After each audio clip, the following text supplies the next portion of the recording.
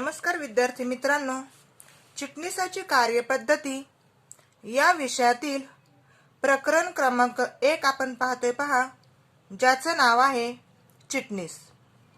मागील व्हिडिओमध्ये आपण चिटणीसाचे महत्त्व अभ्यासले आहे। आज आपल्याला चिटणीसाचे कोणकोणते प्रकार पडतात त्याची सविस्तर माहिती पाहावयाची आहे। पहा, आता आपल्याला चिटणीस म्हणजे काय ते समजलं असेलच।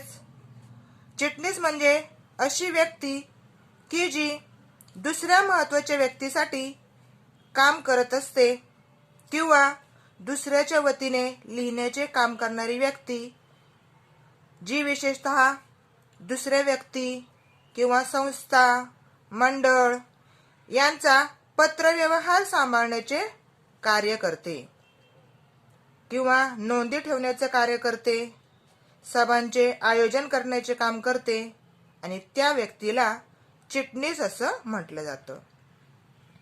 पहा, आता आपल्याला चिटणीसाचे कोणकोणते प्रकार पडतात ते अभ्यासायचे आहे। आपल्या देशामध्ये जेव्हा औद्योगिकरण व आधुनिकीकरणात वाढ झाली तेव्हा विविध प्रकारच्या संस्था उदयास आल्या।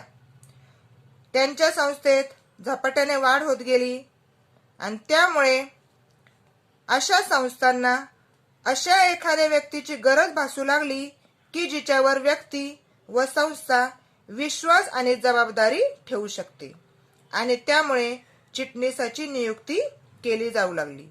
कारण चिटणीस हा संस्थेच्या अथवा मालकाच्या सर्व जबाबदाऱ्या पार पाडत असतो।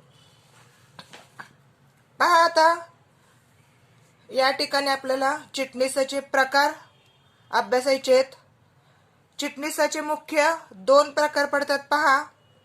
पहिला प्रकार आहे तो म्हणजे खाजगी किंवा व्यक्तिगत चिटणीस, आणि दुसरा प्रकार आहे तो म्हणजे संस्थात्मक चिटणीस। या संस्थात्मक चिटणीसाचे देखील आपल्याला 5 प्रकार अभ्यासायचे आहेत। त्याच्यामध्ये पहिला प्रकार आहे तो म्हणजे नफा हेतू नसलेल्या संस्थेचा चिटणीस। दुसरा प्रकार आहे सहकारी संस्थेचा चिटणीस। तिसरा प्रकार आहे तो म्हणजे संयुक्त स्कंद प्रमंडळाचा चिटणीस। चौथा प्रकार आहे सरकारी खात्याचा चिटणीस, आणि 5वा प्रकार आहे इतर निगम निकाय। असे चिटणीसाचे वेगवेगळे प्रकार पडतात पहा। मुख्य 2 प्रकार पडतात, खाजगी किंवा व्यक्तिगत चिटणीस, आणि दुसरा प्रकार आहे तो म्हणजे संस्थात्मक चिटणीस। आता आपण याची थोडक्यात माहिती पाहूयात। चिटणीसाचा पहिला प्रकार पडतो तो म्हणजे खाजगी चिटणीस। खाजगी चिटणीस किंवा व्यक्तिगत चिटणीस जो काय असतो, तर हा चिटणीसाचा खूप जुना प्रकार आहे पहा। जे काही मोठमोठे उद्योगपती असतात, व्यापारी असतात, व्यावसायिक असतात, यांच्याकडनं अशा खाजगी चिटणीसाची किंवा व्यक्तिगत चिटणीसाची नियुक्ती केली जाते। कारण अशा ज्या काही व्यक्ती असतात तर त्या अति व्यस्त असलेल्या व्यक्ती असतात, त्यामुळे त्या पत्रव्यवहार करण्यासाठी किंवा सांभाळण्यासाठी व इतर दैनंदिन कामे करण्यासाठी अशा चिटणीसाची नियुक्ती करत असतात। पहा, खाली आता नियुक्ती दिलेली आहे। समाजामध्ये ज्या काही अतिव्यस्त व्यक्ती असतात ते आपली इतर कामे करण्यासाठी खाजगी चिटणीसाची नियुक्ती करत असतात। उदाहरणार्थ आपण आत्ताच पाहिलं पहा, मोठमोठे उद्योगपती असतील, व्यापारी असतील, व्यावसायिक असतील, किंवा डॉक्टर, इंजिनियर, वकील, चार्टर्ड अकाउंटंट, किंवा जे काही सिने अभिनेते असतात, राजकीय पुढारी असतात, अशा व्यक्तींकडनं खाजगी चिटणीसाची नेमणूक केली जाते। आणि त्यामुळे काय होतं, तर या व्यक्ती आपल्या महत्त्वाच्या कामावर अधिक लक्ष केंद्रित करू शकतात, म्हणून अशा व्यक्ती चिटणीसाची नेमणूक करत असतात। आता हा जो काही खाजगी चिटणीस आहे तर त्याची पात्रता काय असावी ते देखील आपल्याला माहिती असणं गरजेचं आहे पहा।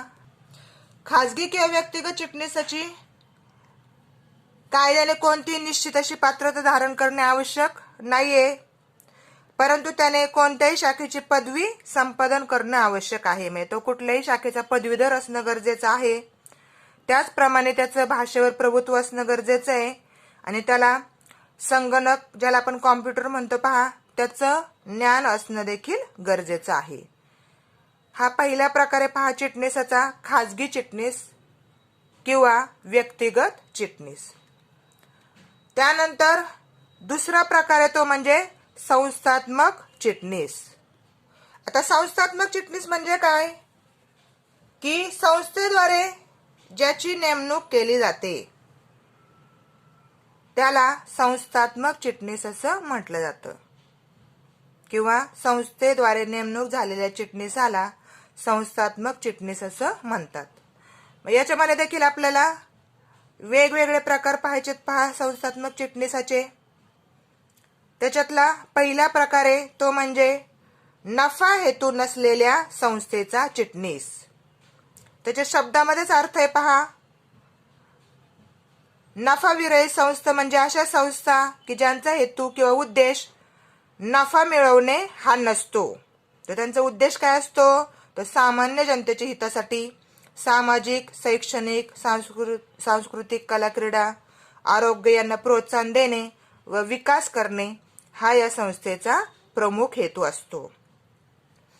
नफा हेतू नसलेली जी काही संस्था असते तिचा मुख्य उद्देश नफा मिळवणे हा नसून जनतेचं हिताचं संरक्षण करणं, तसेच सांस्कृतिक, कला, क्रीडा असेल, आरोग्य असेल त्याला प्रोत्साहन देणं आणि त्यांचा विकास करणं हा या संस्थेचा मुख्य हेतू असतो. मी ह्याची नियुक्ती, ही जी काही संस्था असते, नफा हेतू नसलेली जी काही संस्था असते तर तिची नियुक्ती कोण करतं चिटणीसाची, तर नफा विरहित संस्थेच्या चिटणीसाची नियुक्ती ही व्यवस्थापन समितीद्वारे केली जाते.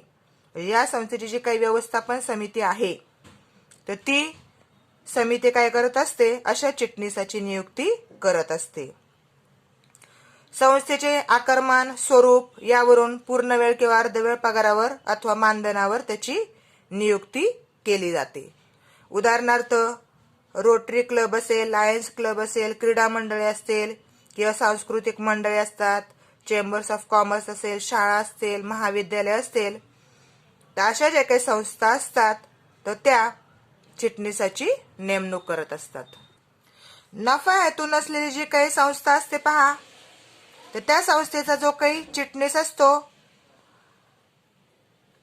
त्यासाठी कोणतीही निर्धारित अशी पात्रता नसते, परंतु चिटणीस संस्थेच्या संकल्पनेशी परिचित तो असला पाहिजे. म्हणजे त्याला पत्रव्यवहार करणे, नस्तीकरण करणे किंवा संगणक चालवणे इत्यादीचं ज्ञान असणं गरजेचं आहे. त्यानंतर दुसरा प्रकार आहे पहा सहकारी संस्थेचा चिटणीस. आता सहकारी संस्था म्हणजे काय की किमान 10 किंवा त्यापेक्षा जास्त व्यक्तींनी किंवा सभासदांनी एकत्र येऊन स्थापन केलेली जी काही संस्था असते किंवा सहकारी कायद्याअंतर्गत नोंदवलेली संघटना जी काय असते तिला सहकारी संस्था असं म्हटलं जातं. या संस्थेची स्थापना महाराष्ट्र राज्य सहकारी संस्था कायदा 1960 नुसार करण्यात येते आणि तिचा मुख्य उद्देश हा सभासदांना सेवा उपलब्ध करून देणे तसेच त्यांच्या हितसंबंधाचं रक्षण करणे हा असतो. उदाहरणार्थ पहा वेगवेगळ्या सहकारी बँका असतात, सहकारी गृहनिर्माण संस्था असतात किंवा सहकारी ग्राहक भांडार असतात. मग अशी जी काही सहकारी संस्था असते त्या संस्थेच्या चिटणीसाची नियुक्ती कोण करतं तर सहकारी संस्थेच्या चिटणीसाची नियुक्ती ही व्यवस्थापन समितीतील जे काही सदस्य असतात त्या सदस्यांमधनं अशा चिटणीसाची नियुक्ती केली जाते. असा जो काही चिटणीस असतो तो साधारणपणे मानधनावर काम करत असतो, परंतु जर सहकारी संस्थेचे आकारमान मोठे असेल किंवा ती संस्था मोठी असेल तर व्यवस्थापन समितीकडून स्वतंत्र व्यक्तीची सहकारी संस्थेचा चिटणीस म्हणून नेमणूक करण्यात येते आणि तो संस्थेचा पूर्णवेळ पगारी नोकर असतो. असा जो काही चिटणीस असतो तर त्याला पात्रता किती असणं गरजेचं असतं, तर सहकारी संस्थेच्या चिटणीसासाठी कोणत्याही विशिष्ट पात्रतेची अट दिलेली नाहीये पहा, परंतु त्याला सहकारी संस्था अधिनियमाचे ज्ञान असावे लागते. म्हणजे जो काही कायदा आहे, सहकारी संस्था अधिनियम जो काही कायदा आहे तर त्याचं ज्ञान असणं गरजेचं आहे. तसेच तो कोणत्याही शाखेचा पदवीधर असला तरी चालेल. त्यानंतर पुढचा प्रकार आहे पहा, संयुक्त स्कंद प्रमंडळाचा चिटणीस.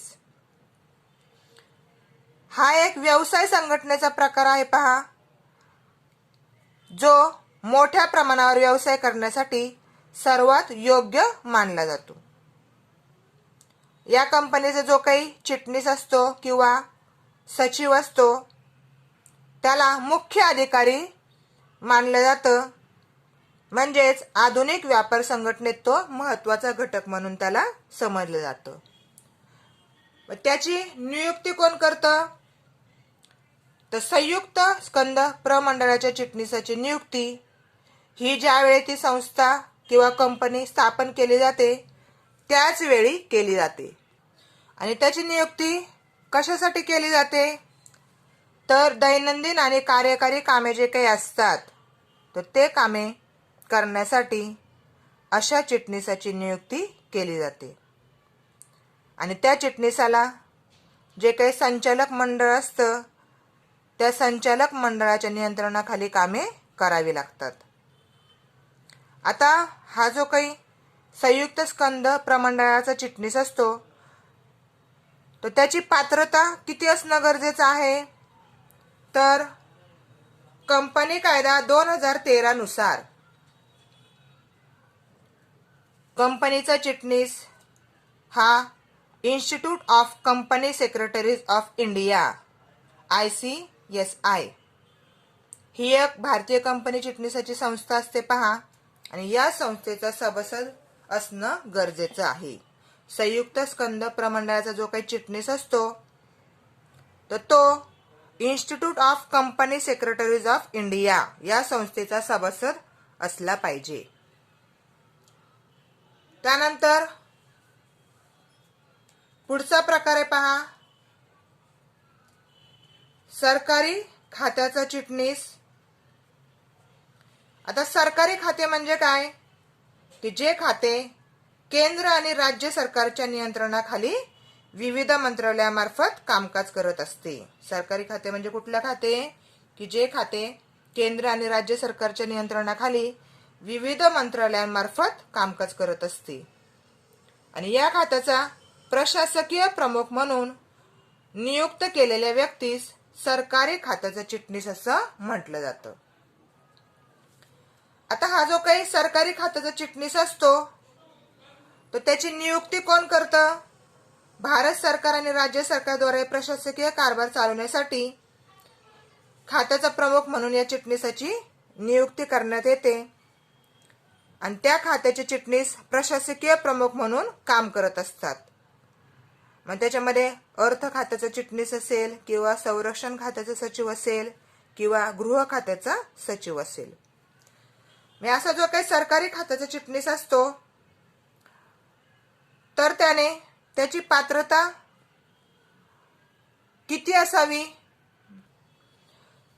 सरकारी खात्याच्या चिटणीसासाठी त्याने कोणत्याही शाखेची पदवी संपादन करणं गरजेचं असतं.